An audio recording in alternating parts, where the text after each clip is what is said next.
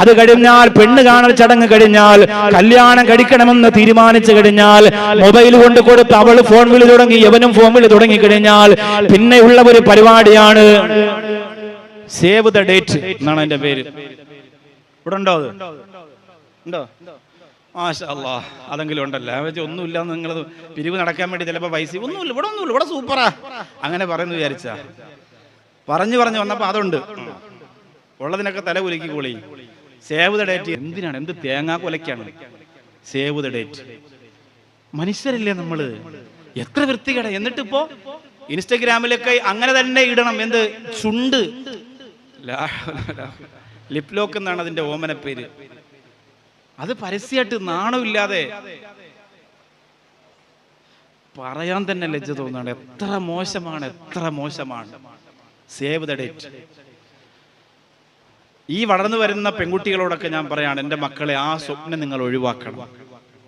അതിന്റെ ആവശ്യം നിങ്ങൾക്കില്ല. നിക്കാഹ് കഴിഞ്ഞിട്ട് ഈ സേവ് ദ ഡേറ്റിന് പോകുമ്പോ കുറെ ക്യാമറാമാന്മാരുണ്ടാവും കൂടെ, മുബാറക്കിനെ പോലെ. മുബാറക്ക് അഗത്തി ദ്വീപിൽ ഹിറ്റായിരിക്കുകയാണ്, എല്ലാവർക്കും പേരറിയാം. മുബാറക്ക് എവിടെ എന്ന് വിളിച്ചുകൊണ്ട് ഓടുകയാണ്. മുബാറക്കിനെ പോലെ കുറെ ക്യാമറമാന്മാരുണ്ടാവും. ചെരിഞ്ഞു നിൽക്കൂ, ചുണ്ട് കുറച്ചുകൂടെ അവന്റെ എണ്ണാക്കി കൊടുക്കണം ഈ ക്യാമറമാന്റെ. അങ്ങനെ ചേർത്ത് കായലിലും കടലിലും മരക്കൊമ്പിൽ തൂങ്ങിയ വവ്വാലാടുന്ന പോലെ ആടിയും ഒക്കെ ഇങ്ങനെ ഫോട്ടോ എടുത്ത് അവരെ ഇങ്ങനെ വീഡിയോ എടുത്തിട്ട് അങ്ങനെ കൊണ്ടുപോകും. ഒരു ഹദീസ് നിങ്ങൾ കേട്ടോ, എന്നിട്ട് നിങ്ങൾക്ക് വേണമെങ്കിൽ നിങ്ങൾ ചെയ്തോ. ഞാൻ കുറ്റപ്പെടുത്തുന്നില്ല ചെറുപ്പക്കാരാ. ഞാൻ ഈ ഹദീസ് പറഞ്ഞിട്ട് നിങ്ങൾക്ക് ഇനിയും ചെയ്യണമെന്ന് തോന്നി നിങ്ങൾ ചെയ്തോ. നിങ്ങളെ മക്കളെ പ്രസവിക്കാനുള്ള പെണ്ണിനെയാണ് നിങ്ങൾ ഈ കൊണ്ടുപോയി കോലം കെട്ടുന്നതെന്ന് ഓർമ്മ വേണം. നാളെ ഈ വീഡിയോ വളർന്നു വരുന്ന നിങ്ങളുടെ മക്കൾ കാണുമെന്ന് നിങ്ങൾ മറക്കരുത്. 4 വയസ്സ്, 5 വയസ്സ്, 6 വയസ്സ്, 7 വയസ്സാകുന്ന മക്കൾ മൊബൈലിലൂടെ നമ്മുടെ ഉമ്മയും ബാപ്പയും കല്യാണത്തിന് മുമ്പ് പാടത്തും പറമ്പത്തും പോയിരുന്ന് കാണിച്ച കോമാളിത്തരമാണെന്ന് പറഞ്ഞുകൊണ്ട് നിന്റെ മക്കൾ ഇത് കാണാനുള്ളതാണെന്ന് മറന്നു പോകരുത് പ്രിയപ്പെട്ട ചെറുപ്പക്കാരാ. ഇപ്പോഴത്തെ രക്തത്തിളപ്പിൽ നിനക്കത് തോന്നും. അല്ലാഹുവിന്റെ റസൂൽ നബി മുഹമ്മദ് മുസ്തഫ സല്ലല്ലാഹു അലൈഹി വസല്ലമ തങ്ങൾ പറയുകയാണ്, മൻ മലഅ ഐനൈഹി മിനൽ ഹറാം കൊണ്ട് ആരുടെയെങ്കിലും കണ്ണുകൾ നിറഞ്ഞു പോയാൽ, എന്ന് പറഞ്ഞാൽ എനിക്കിതാ ഇവിടെ പുതിയ കപ്പലുകൾ വരാൻ പോവുകയാണ്, പുതിയ ഫ്ലൈറ്റുകൾ വരാൻ പോവുകയാണ്. മുട്ടിന്റെ പകുതി വരെ, തുടയുടെ പകുതി വരെ പോലും എത്താത്ത ട്രൗസർ ഇട്ടുകൊണ്ട് പെൺകുട്ടികൾ അഗത്തി ദ്വീപിലൂടെ നടക്കാൻ പോവുകയാണ്. കാത്തിരിക്കുന്ന അഗത്തി ദ്വീപിലെ ചെറുപ്പക്കാരാ, ഇതിലും വലിയ പെമ്മാടിപ്പരം കണ്ട കടലാണ്, ഇതിലും വലിയ തോന്നിവാസം കണ്ട കടലാണ് ഈ കടലെന്ന് നിങ്ങൾ മറന്നു പോവല്ല. എത്രയോ കടലിന്റെ തിരമാലകൾ അല്ലാഹുവിനോട് പ്രാർത്ഥിച്ചിട്ടുണ്ട്, പടച്ചവനെ ഈ ഹറാമിയത്ത് കാണിക്കുന്ന ജനങ്ങള് ഞങ്ങളങ്ങെടുത്ത് കൊന്നു കളയട്ടെ അല്ലാ. ആ സമയത്ത് അല്ലാഹു അവരോട് പറഞ്ഞു, വേണ്ട, അതിനുള്ള അധികാരം എനിക്ക് മാത്രമാണെന്ന് പടച്ചവൻ പറഞ്ഞ് സമാധാനിപ്പിച്ചതാണെങ്കിൽ ആ തെമ്മാടിപ്പരങ്ങൾ മുഴുവനും കണ്ടുകൊണ്ടിരിക്കുന്ന കടലിന്റെ ഓരത്തിരുന്നു കൊണ്ട് പുതിയ ഹറാമിയത്തിന് തിരിതെളിക്കുന്ന അഗത്തി ദ്വീപിലെ ചെറുപ്പക്കാരാ, അല്ലാഹുവിന്റെ റസൂൽ പറയുന്നു, മൻ മലഅ ഐനൈഹി മിനൽ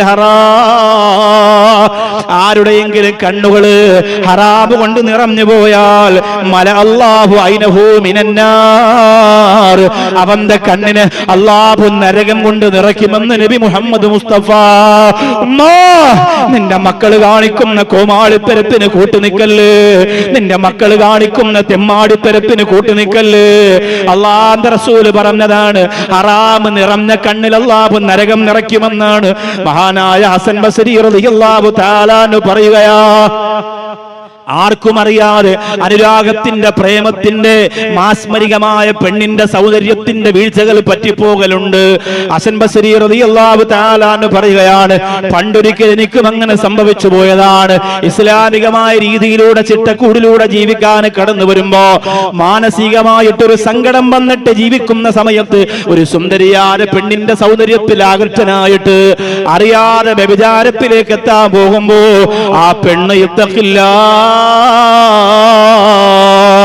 നീ അല്ലാഹുവിനെ പേടിക്കണമെന്ന് പറഞ്ഞപ്പോ എന്റെ ഹൃദയാന്തരത്തിന്റെ ഉള്ളറയിലേക്ക് എന്റെ പടച്ചവനോടുള്ള വല്ലാത്ത ഖൗഫ് കടന്നു വന്നിട്ട് ഞാൻ അതിൽ നിന്ന് ഒഴിവായെന്ന് മഹാനായ ഹസൻ ബസ്രി റളിയല്ലാഹു തആല അൻഹു പറയുമ്പോ ഹസൻ ബസ്രി തങ്ങൾ പറയുകയാണ്, അതൊക്കെ നിങ്ങളുടെ ജീവിതത്തിൽ ഉണ്ടാകാം, പക്ഷേ അല്ലാഹുവിനോട് തൗബ ചെയ്ത് മടങ്ങണമെന്നാണ് അഗത്തി ദ്വീപിലെ ഒരു പ്രിയപ്പെട്ട ചെറുപ്പക്കാരനോട് പറഞ്ഞതാണ്. ഉസ്താദേ ദുആ ചെയ്യണം, തെറ്റുപറ്റിപ്പോയി. ഉസ്താദേ ദുആ ചെയ്യണം, തെറ്റുപറ്റിപ്പോയി. ആ പൊന്നുമോനോട് ഞാൻ പറയുന്നു, അല്ലാഹു നിനക്ക് പുറത്തു തരട്ടെ മോനെ. ഒരു നാണം കൂടാതെ ഒരു ലജ്ജയും കൂടാതെ എന്റെ മുമ്പിൽ വന്നിട്ട് നീ അത് പറഞ്ഞിട്ട് ദുആ ചെയ്യണമെന്ന് പറഞ്ഞല്ലോ. അല്ലാഹുവിനോടും അതുപോലെ പൊട്ടിക്കരഞ്ഞുകൊണ്ട് പറഞ്ഞാൽ കാരുണ്യവാനായ പടച്ചവൻ പുറത്തു വരുമല്ലോ. അതുപോലും ചിന്തിക്കാറ് വ്യഭിചാരത്തിന്റെ കള്ളിന്റെ ലഹരിയുടെ കോട്ടകൊത്തളങ്ങൾ കെട്ടിയെടുപ്പെടുത്തിട്ട് ജീവിക്കുന്ന എത്രയോ ചെറുപ്പക്കാരുണ്ട്. അല്ലാഹുവേ പടച്ചവരെ നീ ഞങ്ങളെ കാക്കണേ അല്ലാ, നീ ഞങ്ങളെ കാക്കണേ അല്ലാ. ഇന്നലെ രാത്രി ഞാൻ ഇവിടെ പ്രസംഗിച്ചപ്പോ റഷീദുൽ ബഗ്ദാദി റളിയല്ലാഹു അൻഹുവിന്റെ ചരിത്രം പറഞ്ഞല്ലോ. എന്റെ മൊബൈലിൽ കിടക്കുന്നുണ്ട് ദുബായിലെ ഒരു പ്രിയപ്പെട്ട ചെറുപ്പക്കാരന്റെ മെസ്സേജ്. ഉസ്താദ് ഇന്നലെ അഗത്തി ദ്വീപിലെ പ്രസംഗത്തിൽ റഷീദുൽ ബഗ്ദാദിയുടെ ചരിത്രം നിങ്ങൾ പറഞ്ഞപ്പോ, ഒരുപാട് വർഷങ്ങൾക്ക് മുമ്പ് ആലുവ മണപ്പുറത്ത് നിങ്ങൾ പ്രസംഗിച്ചപ്പോ ആ ചരിത്രം കേട്ടതിന്റെ അന്ന് മുതൽ സ്വലാത്ത് എല്ലാം തുടങ്ങിയതാ. ലക്ഷക്കണക്കിന് സ്വലാത്ത് ചൊല്ലിക്കൊണ്ടിരിക്കുന്നവനാ ഉസ്താദേ. ആ സ്വലാത്ത് ചൊല്ലിയിട്ട് എനിക്കൊരു അനുഭവം ഉണ്ടായെന്ന് പറഞ്ഞ് അല്ലാഹുവിന്റെ റസൂലിന്റെ പരിശുദ്ധ മദീനത്ത് റിയാദുൽ ജന്നയിൽ നിസ്കരിക്കാൻ അവസരം കിട്ടിയ ഒരു മഹാഭുതത്തെ കുറിച്ച് ആ ചെറുപ്പക്കാര് വിശദീകരിക്കുമ്പോ, അഗത്തി ദ്വീപിലെ ചെറുപ്പക്കാരാ, ഇസ്ലാമിനെ വിഭാവനം ചെയ്ത ജീവിതം കൊടുക്കേണ്ട മക്കളെ, അല്ലാഹുവിന്റെ അത്ഭുതങ്ങളെ കാണാനുള്ള കണ്ണുകൊണ്ട് ഹറാമ് കാണാ, അല്ലാഹുവിന്റെ ഖുർആൻ ഓതേണ്ട നാവ് കൊണ്ട് ഹറാമ് പറയാൽ, അല്ലാഹുവിന് വേണ്ടി നടന്നെടുക്കേണ്ട കാലുകൾ കൊണ്ട് ഹറാമിലേക്ക് പോകാൻ, അല്ലാഹുവിന് വേണ്ടി ചിന്തിക്കേണ്ട ഹൃദയാന്തരങ്ങൾ ഹറാമിയത്തിന്റെ വിഷവിത്തുകൾ പാകുന്ന മക്കളെ, മടങ്ങി വരാൻ ഒരവസരം നിനക്ക് അല്ലാഹു തരുകയാണ്. ഒരു വലിയ സുവർണാവസരം തരികയാണ്. ഒരുപാട് ഹറാമുകൾ നമ്മുടെ നാലു ഭാഗത്ത് നടക്കും. ചെറുപ്പക്കാർ ആസ്വദിച്ചതിന്റെ കഥ നിന്നോട് വന്ന് പറയും. മടങ്ങി വരാൻ അല്ലാഹു നിനക്ക് വലിയൊരു അവസരം തരികയാണ്. എപ്പോഴും ഇങ്ങനെ അവസരം തരണമെന്നില്ല. റൂഹ് പിടിക്കാൻ തുടങ്ങുമ്പോ ഞാൻ നന്നായിക്കോളാം പടച്ചവനെ, ഒരു ദിവസം കൂടി ജീവിക്കട്ടെ, അതിലൊന്നും കാര്യമില്ല. ഇപ്പൊ ആലോചിക്കണം, ഇപ്പൊ ചിന്തിക്കണം, ഇപ്പൊ ആലോചിക്കണം. അപ്പൊ രണ്ടാമത്തെ സേവ് ദ ഡേറ്റ്. ആ പരിപാടി എന്റെ കല്യാണത്തിന് ഉണ്ടാവൂല എന്ന് ഇവിടെ നിന്ന് ഏതെങ്കിലും ചെറുപ്പക്കാരൻ തീരുമാനിക്കുകയാണെങ്കിൽ, ഇവിടെ കിടക്കുന്ന സയ്യിദ് ബാവ തങ്ങളുടെ പൊരുത്തം അല്ലാഹുവേ ആ മക്കൾക്ക് നീ കൊടുക്കണേ പടച്ചോനെ. അല്ലാഹുവേ മുത്ത് ഹബീബ് സല്ലല്ലാഹു അലൈഹി വസല്ലം തങ്ങളുടെ പൊരുത്തം നീ കൊടുക്കണേ റഹ്മാനെ. ആലോചിക്ക്, ഫാത്തിമ റളിയല്ലാഹു അൻഹയുടെ നിക്കാഹ് നടക്കുന്ന സമയത്ത് മുത്തുനബിയുടെ ഭാര്യമാർക്കൊക്കെ ഉണ്ടായിരുന്ന ആകെയുള്ള ഏറ്റവും വലിയ സങ്കടം, അള്ളാഹിന്റെ റസൂലിനുള്ള ഏറ്റവും വലിയ സങ്കടം ഫാത്തിമ റളിയല്ലാഹു അൻഹയുടെ ഉമ്മയായ ഖദീജ ബീവി കൂടെ ഇല്ലല്ലോ എന്നതാണ്. ഒന്നുമില്ല അവരുടെ ജീവിതത്തിൽ. അത് അന്നത്തെ സാഹചര്യം അതാണ്. ഇന്നത്തെ സാഹചര്യത്തിലാണ് ജീവിച്ചിരിക്കുന്നതെങ്കിലും ഒന്നും ഉണ്ടാവൂല. നിങ്ങൾ അങ്ങനെയൊന്നും പറഞ്ഞ് രക്ഷപ്പെടണ്ട. ഇന്നത്തെ സാഹചര്യത്തിൽ ജീവിച്ചിരുന്നാലും അങ്ങനത്തെ രീതിയിൽ തന്നെയാണ് നിക്കാഹ് നടക്കുക. നമ്മുടെ നാട്ടിൽ നമ്മുടെ വില കുറഞ്ഞു പോകും. നിങ്ങൾ ചിന്തിക്കണ്ട. കൂട്ടുകാരെ കളിയാക്കുമാക്കട്ടെ, നിങ്ങൾ ഇങ്ങനെ നടത്തിയാലും കളിയാക്കൂലേ? എത്ര പിടിവെട്ട രീതിയിലാണ്, എത്ര മോശമായ രീതിയിലാണ്.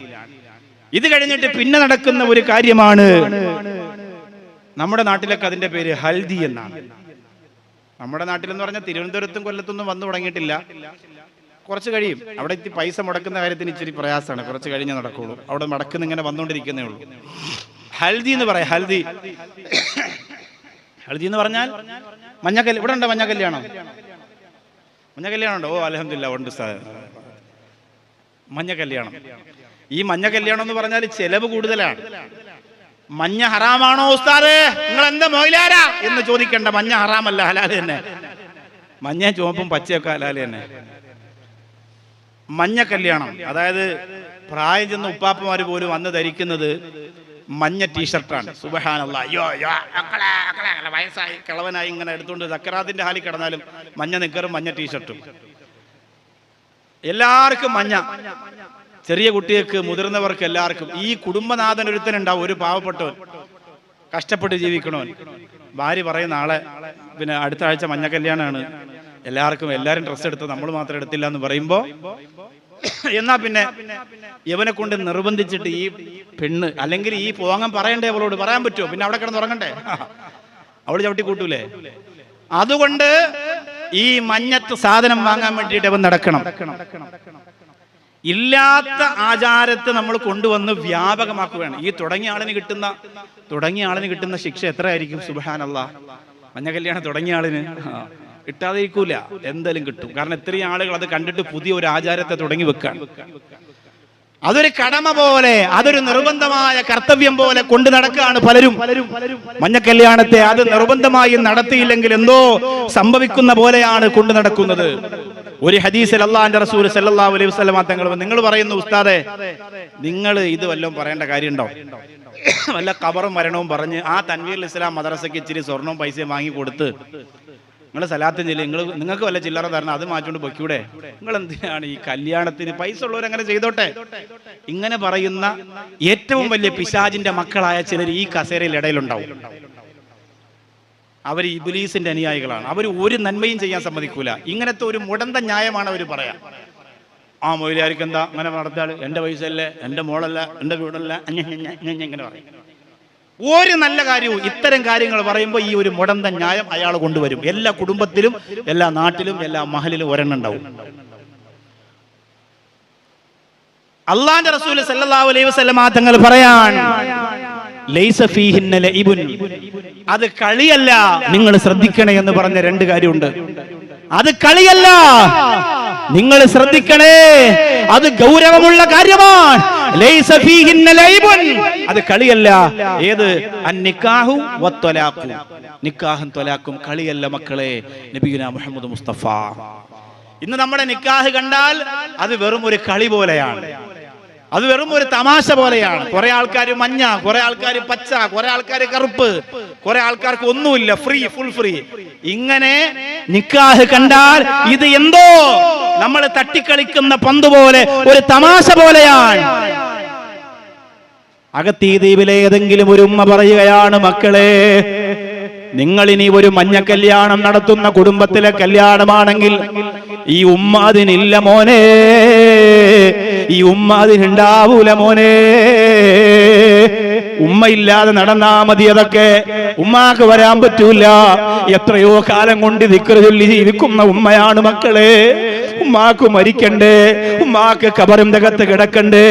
ഇത്തരം അനാശാസ്യങ്ങൾക്ക് പണം ചെലവഴിച്ച് നിങ്ങൾ കാണിക്കുന്ന കൂത്താട്ടങ്ങൾക്ക് കൂടെ നിൽക്കാൻ ഈ ഉമ്മയെ കിട്ടൂല എന്ന് പറഞ്ഞു മാറിയാൽ 100 ഷഹീദിന്റെ കൂലി ആ ഉമ്മാക്കുണ്ടെന്ന് നബി മുഹമ്മദ് മുസ്തഫ സല്ലല്ലാഹു അലൈഹി വസല്ലം. മൻ തമസ്സക ബിസുന്നതി ഇന്ദ ഫസാദി ഉമ്മത്തി, തോന്നിവാസങ്ങൾ ചെയ്തുകൊണ്ട് എന്റെ ഉമ്മത്ത് ഫസാദാകുന്ന ഒരു കാലം വരാനുണ്ട്.